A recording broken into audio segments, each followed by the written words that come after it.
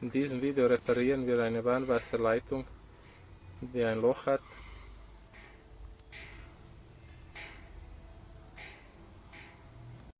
Dazu verwenden wir so eine Reparaturbride. Die Bride selber besteht aus 3 Teilen, 2 Metallteilen und dem Gummi drin. Die Bride wird mit 4 Schrauben festgemacht. Ich benutze einen Drehmomentschlüssel mit 10 Newtonmeter Einstellung, sonst kann man auch mit einer normalen Imbus mit Gefühl anziehen.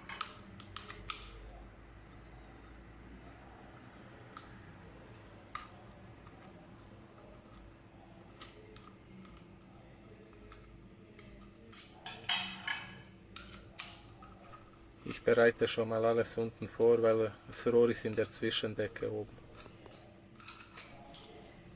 Jetzt sieht man, wie die Bride aufgebaut ist. 2 Metallteile und diese Gummieinlage.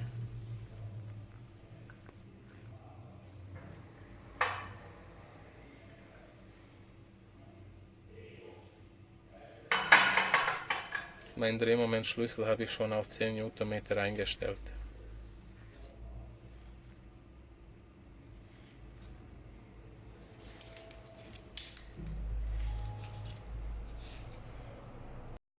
Ich zeichne noch an, wo das Loch ist im Rohr.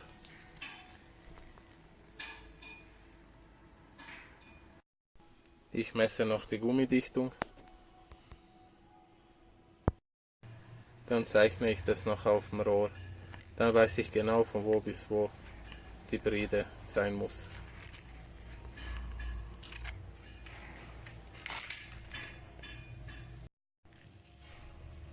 Jetzt kann man die Gummidichtung von Markierung zu Markierung drauf tun.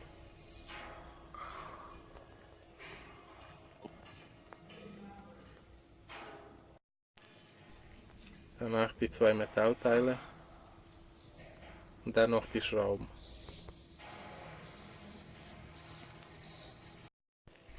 Jetzt kann man erst von Hand ein bisschen anziehen und dann mit dem Drehmomentschlüssel.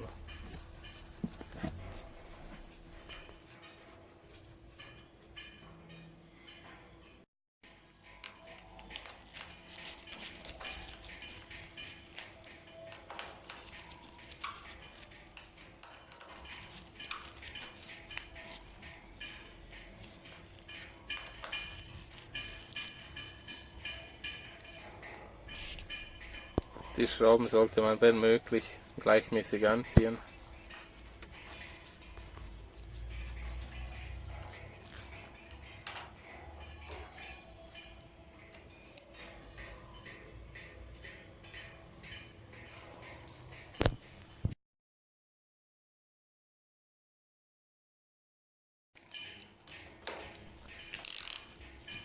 Jetzt können wir mit dem Drehmomentschlüssel alles fest anziehen.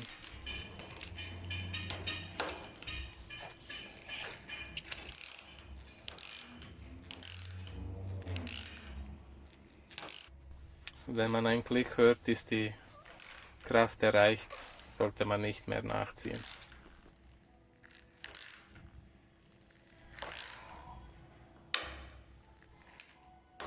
Das wiederholt man bei allen 4 Schrauben.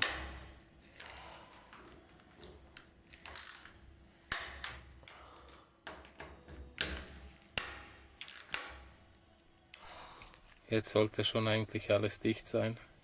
Ich tue noch abwischen, dann schauen wir, ob alles dicht ist.